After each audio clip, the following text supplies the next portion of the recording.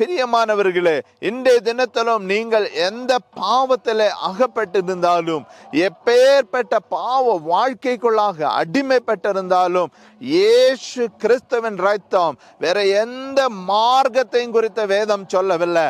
ஏனென்றால் பறவைகளை கொடுத்து பலி கொடுத்தும் பிரயோஜனம் இல்லை, விலங்குகளை பலி கொடுத்தும் பிரயோஜனம் இல்லை. எந்த இடத்துல நீங்க ஏறி எவ்வளவு பெரிய மலை உச்சியில ஏறினாலும் உங்களுடைய பாவம் மன்னிக்கப்படாது.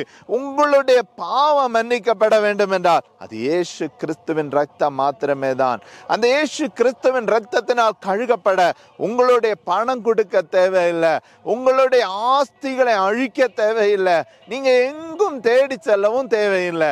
வேதத்திலே பார்க்கும்போது அவருடைய இரத்தத்தினால் கழுகப்படும்படியாய் அவரை விசுவசித்து அவருடைய இரத்தத்தினால் கழுகுங்க என்று ஒரே ஒரு வார்த்தை சொன்னா போதும், எந்த பாவமாக இருந்தாலும் அவர் கழுகி சுத்திகரிப்பார். அதே போல பாருங்க பிரியமானவர்களே, உங்களுடைய வாழ்க்கையில இருக்கிற எல்லா கஷ்டங்களையும் மாற்றி பரலோகத்திலே கொண்டு போகிறார்.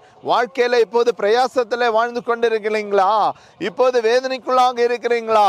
பல நபர்கள் வாழவே முடியாத நிலைமைக்குள்ள இருக்கிறீங்க. ஆனால் இயேசு உங்களை பார்த்து தான் சொல்லுகிறார், நீங்கள் எந்த நிலைமையில் இருந்தாலும், எப்பேற்பட்ட நிலைமைக்குள் தள்ளப்பட்டிருந்தாலும் கவலைப்படாதுங்க.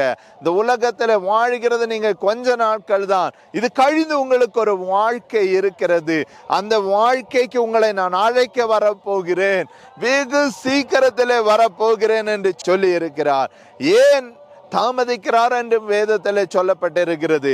உலக நாடுகளில எல்லா இடங்களிலும், எல்லா கிராமங்களிலும், எல்லா மூலை முடுக்குகளிலும் கர்த்தருடைய நாம பிரசங்கிக்கப்படுகிற வேளையிலே கர்த்தருடைய நாள் வரும் என்று. அப்படி என்றால் இந்த சோசியல் மீடியா மூலமாக கர்த்தருடைய வசனம் எவ்வளவு விரைவா துரிதமாக பரவி கொண்டிருக்கிறது என்று பாருங்க. மொபைலை திறந்தாலும் யூடியூபை திறந்தாலும் எந்த இடத்தில் பார்த்தாலும் கர்த்தருடைய வசனம் ஏன் கேட்கப்படுகிறது?